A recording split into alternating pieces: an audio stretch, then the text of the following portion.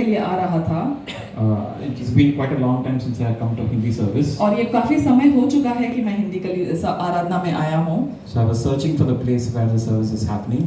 और मैं कहाँ पर आराधना हो रहा है उस बात के लिए मैं ढूंढ रहा था So the order at which I went was first, second floor. और जहाँ से मैंने शुरू किया सबसे पहले मैं सेकंड फ्लोर में गया Then I went to the basement. उसके बाद मैं बेसमेंट में गया Then I went to the first floor. फिर मैं फर्स्ट फ्लोर में गया And I was wondering, is there a separate place for Hindi service? और मैं ऐसा सोच रहा था क्या सचमुच कोई अलग जगह है हिंदी कलीसिया के लिए Thankfully, I met Mayday who said it's there in the office. और परमेश्वर का धन्यवाद मैं मेरे से मिला और उन्होंने कहा कि ग्राउंड फ्लोर ऑफिस में है So this evening we are going to talk about a very common theme that is very relevant in our daily lives. और हमारे रोजमर्रा के जीवन में जो एक सामान्य एक विषय है उस शीर्षक पे आज हम देखेंगे And that is about watching our speech. और उसका जो शीर्षक है हमारे बोलचाल पर ध्यान देना Now, if I have to use this word called power, अगर मुझे इस शब्द को इस्तेमाल करना है सामर्थ what would the thing that would come to your mind? और वो कौन सा बात है जो आपके मन में आएगा Maybe when we think of the word power, we think about superpower that can be given by people like Superman, Spider-Man, Batman, Iron Man. और इस प्रकार अगर सामर्थ की बात किया जाए हो सकता है हमारे दिमाग में जो है ये एक सुपरमैन आयरन मैन इन लोगों के पास जो ताकत होता है उस बारे में हमारे मन में आए Because they're very powerful and they're able to have immense force to destroy and do many great things. और क्योंकि उनके पास बहुत सारा ताकत है वहाँ पर बनाने के लिए नाश करने के लिए And this is the fantasy world, of course. और ये बिल्कुल वहाँ पर एक काल्पनिक दुनिया है Then we come to the real world. और फिर हम एक वहाँ पर सत्य के संसार में आते हैं If you talk about power here, maybe some of the big names that may come to my mind would be leaders of the most powerful nations in the world. For example, Narendra Modi or the US President Joe Biden or Xi Jinping, Chinese president, all very, very powerful people because they have nuclear weapons.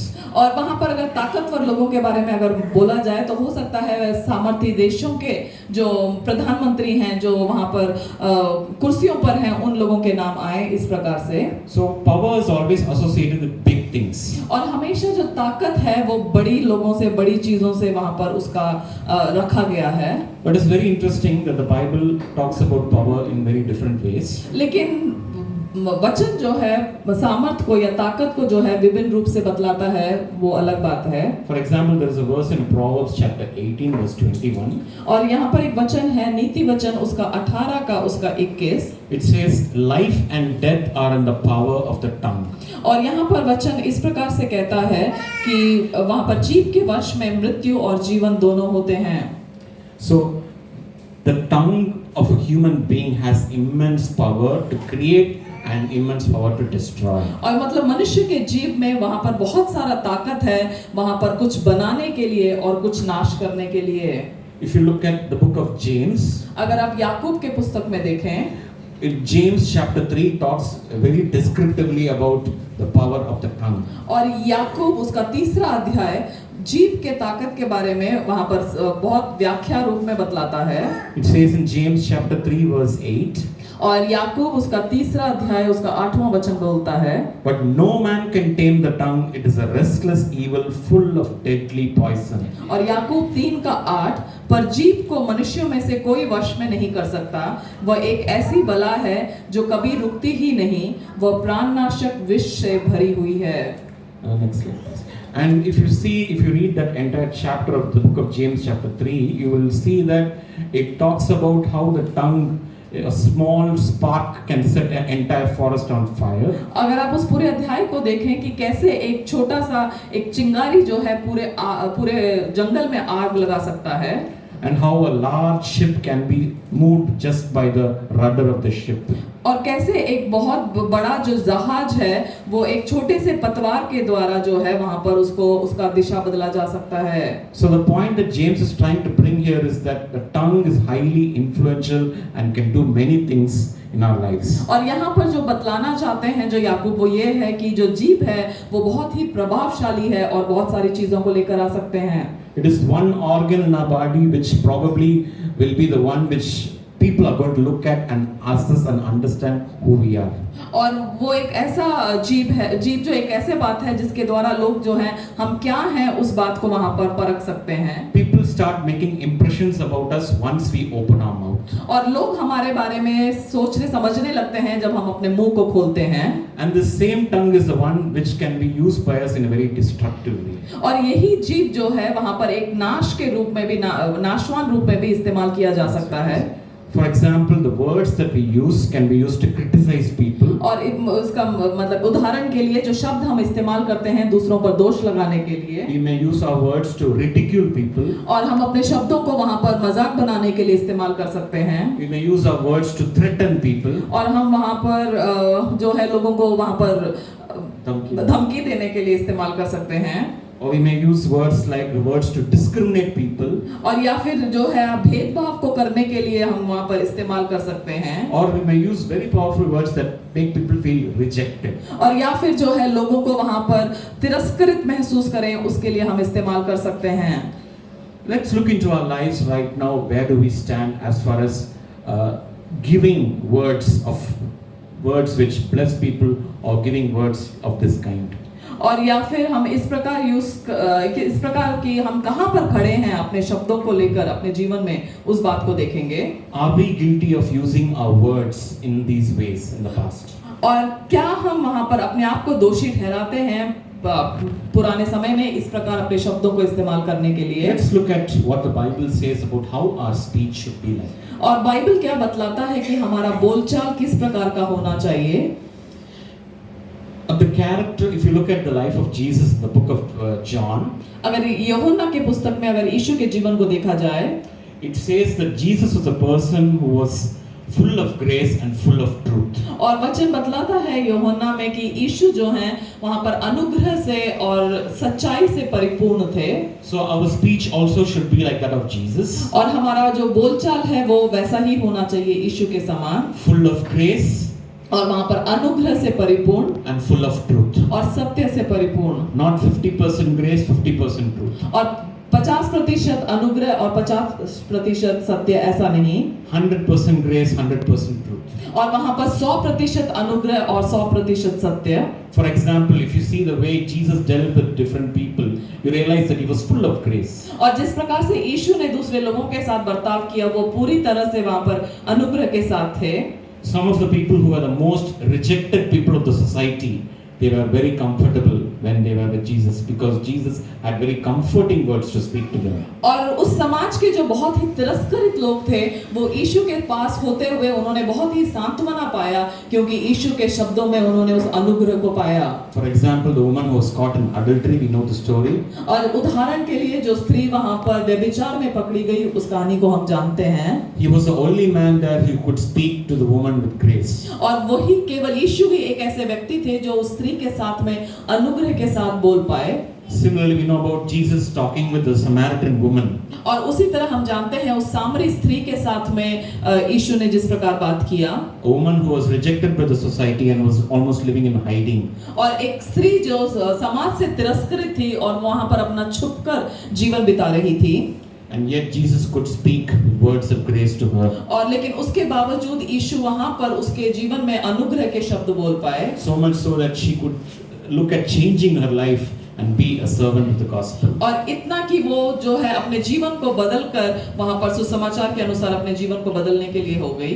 So when people look at us, people should feel that this is the person who speaks full gracious words to us. और जब लोग हमें देखें तो इस प्रकार उनको होना चाहिए कि ये वो व्यक्ति है जो अनुग्रह सहित वाला शब्द बोलते हैं. At the same time, we need to be people who are full of the truth. और उसी समय हमें वैसे लोग भी होना चाहिए जो पूरी सत्य के साथ में बोलते हों. Which means our life should reflect the gospel. और इसका मतलब है कि हमारा जीवन सुसमाचार को प्रकट करना चाहिए. And our words should convey the gospel every way possible. और हमारा जो जीवन है वो हर तरह से जो है जो सुसमाचार को दिखलाना चाहिए. We read in Colossians chapter 4 verse 5 to 6. और कोलोसियों उसका 4वां अध्याय उसका 5वां और 6वां उसमें हम देखते हैं. Be wise in the way you act towards outsiders. Make the most of every opportunity. और यहाँ पर वचन इस प्रकार कहता है, अवसर को बहुमूल्य समझकर बाहर वालों के साथ बुद्धिमानी से व्यवहार करो. Let your conversation be always full of grace, और तुम्हारा वचन सदा अनुग्रह सहित और सलोना हो, seasoned with salt, और वहाँ सलोना हो कि वहाँ नमक के साथ में हो, so that you may know how to answer everyone. ताकि तुमको हर मनुष्य को उचित रीति से उत्तर देना आ जाए। Paul exhorts the Colossian brothers and sisters और पौलुस जो है कोलोसियों के भाई बहनों को वहाँ पर उत्साहित करते हैं to speak words which are full of grace. और वहाँ पर कि ऐसे शब्द बोले जो अनुग्रह सहित हों। When we say to speak words full of grace, what does that mean? और जब अनुग्रह सहित वचन बोलना है, इसका मतलब क्या है? It means to speak with words of kindness. और इसका मतलब है वहाँ पर दयालु वचन शब्दों को बोलना। In our daily lives, very often we come into circumstances that make us bring out words which are very unkind. और हम कई बार अपने जीवन में इस प्रकार की परिस्थितियों से होकर जाते हैं कि हम वो वहाँ पर कठोर शब्दों का इस्तेमाल करते हैं। Maybe it's in the office. हो सकता है आपके कार्यालय में, or maybe it's at home, या फिर घर पर, or maybe it's on the way to when you're going in the traffic, especially the traffic that is outside here. People drive all different ways, all directions they come, then all words also come. और हो सकता है traffic में जाते समय हर दिशा से लोग आते हैं और हमारे शब्द भी हर दिशा से निकलते हैं। There is no reason to be unkind और कोई भी कारण नहीं है ना दयालु होने का for a child of God. परमेश्वर के जन के लिए। In fact, we are called to be especially kind to those people who are unkind. और खास तौर से हम बुलाए गए हैं जो वहां पर बिना दया के या कठोर हैं, उनके प्रति हम दया दिखाएं। We are called to be different. और हम वहां पर एक अलग होने के लिए बुलाए गए हैं। The world teaches give back exactly how they are to us. ये संसार हमें सिखलाता है जैसे आपको मिलता है वैसे ही वापस दें। If someone gives you गाली, you give back two गाली. और अगर कोई आपको गाली देता है उसका दुगना आप उसको गाली दें, इस प्रकार संसार सिखाता that है। is smartness according to the world. और ये जो है वहां पर एक चतुराई है संसार के हिसाब से। The Bible says to treat people with grace. और लेकिन वचन बतलाता है कि लोगों के साथ वहां पर अनुग्रह के साथ व्यवहार किया जाए। It is through this that you probably get a chance to communicate the gospel of the Lord Jesus Christ. और हो सकता है इसके द्वारा जो है आप वहां पर परमेश्वर के सुसमाचार को आप बतला सकें। People should feel comfortable when they are with you because of the words that you speak. और लोगों को आपके साथ होते हुए वहां पर आरामदायक महसूस करना चाहिए, क्योंकि जिन शब्दों के द्वारा आप बात करते हैं इसलिए। Okay, we'll go on. James chapter 1 verse 19. और याकूब उसका पहला अध्याय उसका 19वां आयत। Everyone should be quick to listen, slow to speak and slow to become angry.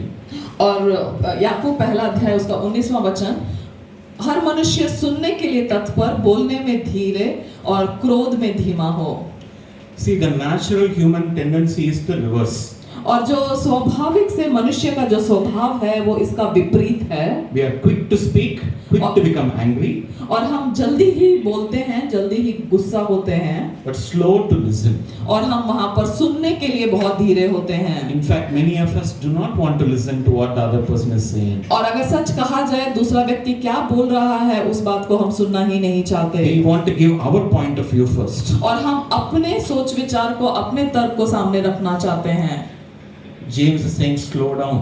और याकूब कहता है कि धीमे हो जाएं। First listen to the other person's point of view. और पहले दूसरे मनुष्य के जो है उसके विचार को सुने। Probably if you listen fully to him, you will realize that half the words what you wanted to say is not needed. और अगर आप पूरा सुने तो आप इस बात को महसूस करेंगे कि जो आपको बोलने वाले थे उसकी जरूरत ही नहीं है। Let's examine our life to see how much we are able to do this, being slow to speak and slow to become angry. और हम अपने जीवन को जांच कर देखें कि कितने बार हम इस बात के लिए होते हैं कि हम सुनने में तत्पर और बोलने और क्रोध में धीमे होते हैं। When you see the interactions that Jesus had with even his detractors, the Pharisees, और जब यीशु का वहां पर वार्तालाप होता था फरीसियों के साथ में, Not every time he responded to their tauntings. और वहां पर यीशु ने हर बार उन्होंने जो भी बोला उसके लिए उन्होंने प्रत्युत्तर नहीं दिया। Sometimes he used to reply to them, but sometimes he ignored them. और कई बार उन्होंने उत्तर दिया और कई बार उनको नजरअंदाज किया। So we are called to be like Jesus, slow to speak, slow to become angry, not to respond to everything that happens to us. और वहां पर उसी तरह हमें भी धीमा होना चाहिए प्रत्युत्तर देने के लिए। हर एक बात के लिए वहां पर प्रत्युत्तर देना या वहां पर रिएक्ट करना जरूरी नहीं है। Next, please. Proverbs chapter 15 verse 1. और नीति वचन उसका 15वां अध्याय उसका पहला वचन, It says, a gentle answer turns away wrath, और एक कोमल उत्तर सुनने से गुस्सा ठंडा हो जाता है, but a harsh word stirs up anger. और लेकिन एक कटु वचन जो है क्रोध को भड़क उठाता है। Sometimes we might be in the midst of a conversation और हो सकता है आप एक वार्तालाप के बीच में होंगे and the temperature is already very high in that conversation. और हो सकता है उस बातचीत में वहां पर तापमान बहुत अधिक होगा। And sometimes because of how we respond to that, the situation gets escalated. और कई बार जो है हम उस परिस्थिति में जिस प्रकार प्रत्युत्तर देते हैं वहां पर और माहौल गर्म हो जाता है। The Bible is saying that when someone is speaking with a raised voice, you are called to give a gentle answer to that. और यहाँ पर बाइबल बतलाता है जब कोई वहां पर क्रोध भरे शब्द से वहां पर बोलता है उसको एक धीमा शब्द उत्तर देना के लिए वहां पर उत्साहित करता है। A harsh word, if you're going to give a harsh word back to that person, it's only going to stir up more anger. That person is going to stir you up again, and there is a never-ending cycle. और वहां पर अगर एक क्रोध के साथ में अगर आप उत्तर देते हैं तो वहां पर उसका क्रोध और भड़केगा और ज्यादा अधिक गलत शब्द इस्तेमाल होंगे। So a gentle speech will diffuse anger. और एक कोमल उत्तर गुस्सा को ठंडा कर देता है। Shall we move on? Proverbs chapter 10 verse 19. और नीति वचन 10वां अध्याय उसका 19वां आयत, It says, when words are many, sin is not absent. और वचन इस प्रकार कहता है जहां बहुत बातें होती हैं वहां अपराध भी होता है, But he who holds his tongue is wise. और लेकिन जो अपने मुंह को बंद रखता है वह बुद्धि से काम करता है। Sometimes it's important that we keep our mouth shut. और कई बार ये जरूरी है कि हम अपने मुंह को बंद रखें। It is not important that in every situation, each and every thing that people tell us, we need to respond. और ये जरूरी नहीं है कि जो भी लोग बोलते हैं उन हर एक बात के लिए हमें वहां पर प्रत्युत्तर देना है। And this is where we need the grace of God to know when to keep silent and when to talk. और यहाँ पर हमें परमेश्वर का अनुग्रह चाहिए कि कब चुप रहना है और कब बोलना है। When we are in relationship with God, जब हम परमेश्वर के साथ में एक संबंध में होते हैं, and when we are walking closely with God, हम परमेश्वर के साथ करीबी में चलते हैं, God will give us the grace to understand which are the times when we have to open our mouth and which are the times we have to keep our mouth shut. और परमेश्वर उस अनुग्रह को देंगे कि किन समयों पे जो है हमको बोलना है और किन समयों को हमें चुप रहना है। So these verses can be applied only if you are in a relationship with the Lord Jesus Christ. और ये तभी वहां पर होता है जब अगर हम परमेश्वर के यीशु मसीह के साथ में एक संबंध में हो। And I want to proceed further to say James chapter 1 verse 26. और याकूब 1:26, It says, if you claim to be religious, which all of us are claiming here, और यदि कोई अपने आप को भक्त समझे, जो हम सब कहते हैं अपने आप को, but don't control your tongue, अगर अपनी जीभ पर लगाम ना दे you are fooling yourself, और आप अपने आप को धोखा देते हो, and your religion is worthless. और आपकी भक्ति व्यर्थ है। In other words, James is saying that if we today, after living this many years with Christ, who claim to be Christians, और याकूब यहाँ पर कहना चाहते हैं कि हम अगर मसीह कहलाते हैं, इतने समय से हम एक भक्तिपूर्ण भक्त के रूप में कहलाते हैं, we do not have, if we still have not learned how to control our tongue, our religion is worthless. अगर हमने जो है अभी भी सीखा नहीं है कैसे अपने जीभ को नियंत्रण में करना है, तो व्यर्थ है हमारा। My question to you this evening is, where is the power that you hold with respect to controlling your tongue? और आपका ताकत जो आपके जीभ को नियंत्रण में करने का कहाँ पर है? Sometimes God will put us through challenging situations, और कई बार परमेश्वर हमको चुनौतीपूर्ण परिस्थितियों में डालते हैं, challenging relationships. और चुनौतीपूर्ण संबंधों में डालते हैं। Those relationships will evoke response to make us use a lot of words. और वो संबंध जो है कई बार हमको इस प्रकार भड़काता है कि कई सारे शब्द हम इस्तेमाल करें। When if I look into my life, अगर मैं अपने जीवन को देखूं, I see my parents from childhood I've been seeing my parents और बचपन से मैं how they अपने interact with each other. आपस में एक दूसरे से किस प्रकार बातचीत करते हैं उस बात को मैं देखता आया हूँ. So many times I see that my father who's still not into the faith. और मेरे पिता जो अभी भी विश्वास में नहीं आए हैं. So he uses a lot of he behaves in such a way that irritates people a lot. और वह इस प्रकार से बर्ताव करते हैं कि वो कई प्रकार के वहाँ पर शब्दों को बोलते हैं. And my mom, who is now a believer, और मेरी माँ जो है जो अब एक विश्वासी हैं, has been struggling to deal with this for a long time. और वो जो है हमारे साथ वार्तालाप करने के लिए बहुत परेशानी उठा रही हैं. And she always used to tell me about the challenges that she faces even now. और वो कई सारी परेशानियों को जो अभी भी वो चुनौतियों को जो वो सामना कर रही हैं उस बात को वो बतलाती हैं.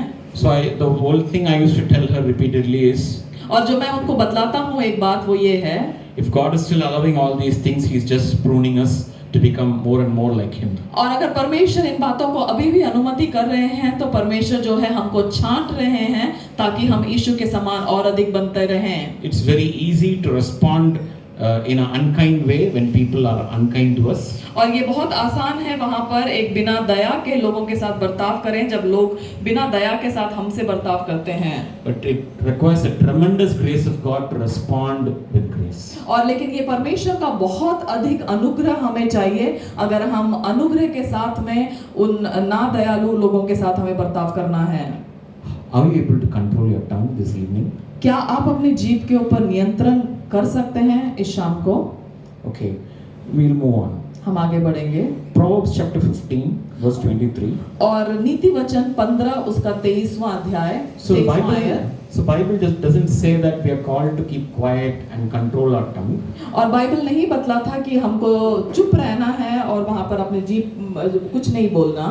Bible also tells us to use our tongue wisely. और बाइबल ये भी बतलाता है कि अपने जीभ को समझदारी से बुद्धिमानी से इस्तेमाल करना है. For example, in Proverbs 15:23 it says, "A man takes joy in a fitting reply, and how good is a timely word." और नीति वचन 15 का 23 सज्जन उत्तर देने से आनंदित होता है और अवसर पर कहा हुआ वचन क्या ही भला होता है. It is so important that we as children of God are able to give a timely word to the people around us. और हम जो परमेश्वर के बच्चे होने के नाते हम एक अवसर पर एक सही वचन को हम बोल सकते हैं जो लोग इस संसार में हैं.